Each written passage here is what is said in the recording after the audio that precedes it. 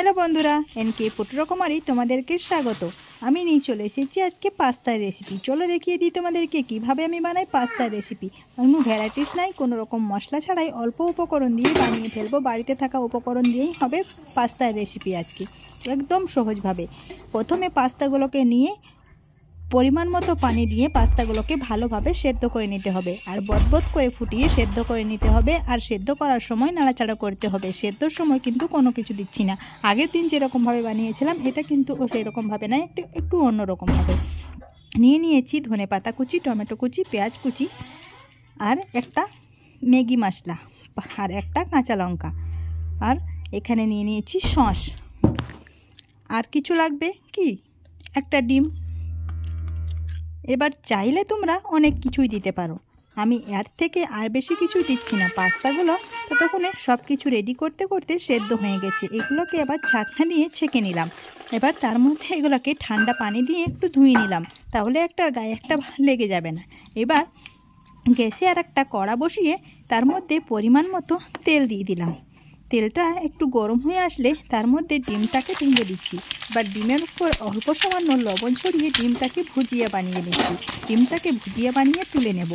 NK পুটুরকমারি মানেই হচ্ছে সহজ রেসিপি, একদম সহজ আর বাড়িতে থাকা উপকরণ দিয়ে। কোনো জিনিস নেই বলে যে কোনো জিনিস রান্না করে খাওয়া যাবে না তা নয়, বাড়িতে থাকা উপকরণ দিয়েই কিন্তু অনেক মজার মজার রেসিপি বানানো যায়। সেটা একটু জানলেই হবে, কিন্তু খুব বেশি রান্না জানতে হবে তার কোনো দরকার নেই। দেখো ডিমগুলোকে ভুজিয়া বানিয়ে তুলে নিয়েছি। এবার সেই একই কড়াটাই আমি দিয়ে দিচ্ছি আরও কিছু তেল, অল্প সামান্য, খুব বেশি তেল দেওয়ার প্রয়োজন নেই। এখানে দিয়ে দেব পেঁয়াজগুলোকে। পেঁয়াজগুলো একটু মোটা মোটা সাইজ করে কেটে নিয়েছি। এবার এগুলোকে একটু ভেজে নেব, একটু লালচে বর্ণ করে ভাজবো, খুব বেশি না, অল্প সামান্য ভাজলেই হবে। অল্প সামান্য ভেজে নেওয়ার পর দিয়ে দিচ্ছি লবণ, পেঁয়াজটা একটু নরম হয়ে আসবে তার জন্য। এবার পেঁয়াজটাকে ভালোভাবে ভেজে নেওয়ার পর একে একে মশলাগুলোকে দিয়ে দেবো। মশলা বলতে এখানে দেবো টমেটো কুচি। টমেটো কুচিটাকে ভালোভাবে নাড়াচাড়া করে নেব। টমেটো কুচিটাকে নাড়াচাড়া করার পর এখানে নাড়াচাড়া করে নেওয়ার সময় দিয়ে দিচ্ছি অল্প সামান্য লবণ, আর দিয়ে দিচ্ছি হলুদের গুঁড়ো অল্প সামান্য, এটা না দিলেও চলবে। দিয়ে দিলাম, এবার নাড়াচাড়া করে নিলাম। দেখতে পেলে কিন্তু ডিমে লবণ দিয়েছি, পেঁয়াজে লবণ দিয়েছি, টমেটোতেও লবণ দিয়েছি। দিয়ে দিলাম একটা কাঁচা লঙ্কা, খুব বেশি ঝালের প্রয়োজন নেই, হ্যাঁ অল্প ঝাল হলেই হবে। এবার পাস্তাগুলোকে একটা ঝাঁকড়ি নিয়ে দিয়ে দিলাম মশলার মধ্যে। এবার এটার মধ্যে আরও কিছুটা লবণ দিয়ে দিচ্ছি। আমি অল্প সামান্য করে লবণ দিচ্ছি, একসঙ্গে কিন্তু সব লবণ ব্যবহার করছি না। এবার দিয়ে দেবো ম্যাগি মশলাটা কেটে আমি দিয়ে দিলাম। ম্যাগি মশলাটা হাফ পাস্তার মধ্যে। পাস্তা মশলা নেই বলে কি পাস্তা বানানো যাবে না তা নয়, ম্যাগি মশলা ছিল বাড়িতে, এই ম্যাগি মশলা দিয়ে বানানো যায়। মশলা যদি না থাকে তাহলেও বানানো যায় পাস্তা, সেটা আমি পরের ভিডিও দেখিয়ে দেবো। দিয়ে দিলাম ডিম কুচিগুলোকে, ডিম ভেজে রাখা ডিমটাকে দিয়ে দিলাম পাস্তার মধ্যে। এবার ভালোভাবে নাড়াচাড়া করে নেব।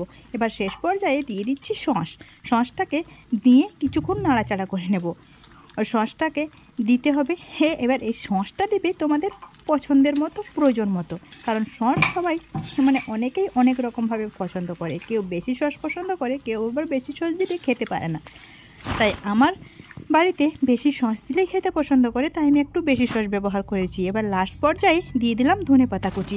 রেডি একদম পাস্তা ঘরোয়া পদ্ধতিতে। দেখতে পেলে কত সহজভাবে পাস্তা রেডি হয়ে গেল, কিন্তু বেশি কোনো মশলা দিইনি, কোনো রিচও নেই, একদম সহজভাবে। দেখতে পাচ্ছ কতটা সুন্দর আর কতটা লোভনীয় হয়েছে দেখতে, দেখেই জিভে জল চলে আসছে, তাই না? কি বন্ধুরা, এরকম সহজভাবে পাস্তা বানাবে তো একদম 2 থেকে 3 মিনিটের মধ্যে রেডি হয়ে যাবে পাস্তা। এতটা সহজ, পাস্তা মশলা নেই তো পাস্তা বানানো যাবে না এটা বললে কি চলে? পাস্তা মশলা না থাকলে ম্যাগি মশলা দিয়েও চলবে। ম্যাগি মশলা না থাকলে বাড়িতে থাকা মশলা দিয়েই পাস্তা বানানো যাবে। বাড়িতে থাকা উপকরণ দিয়েই সহজ রেসিপি হয়ে যায় এনকে পুটুরকমারি।